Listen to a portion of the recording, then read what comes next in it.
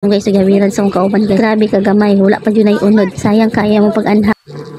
Sayang minang mata anak guys, kay mga tumi og dagat kina plano niya. Manginhas lagi kay hunas daw karon ang dagat. So mapaabot na mo diya guys, lipay ta ang person kay makapangit hinhas na kay first time nga manginhas. Ano lagi taga bukid makalugsong kana.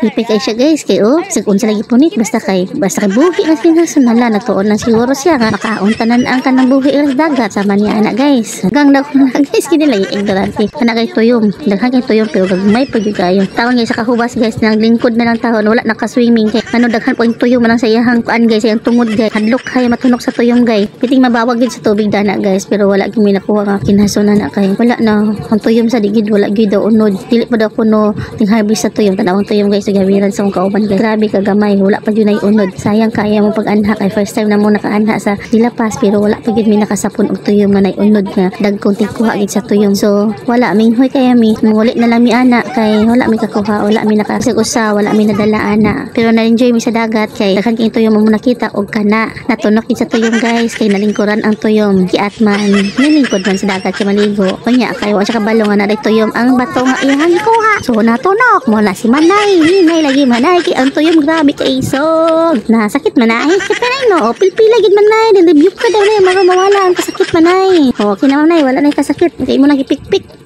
Wala guys, ulit na mi.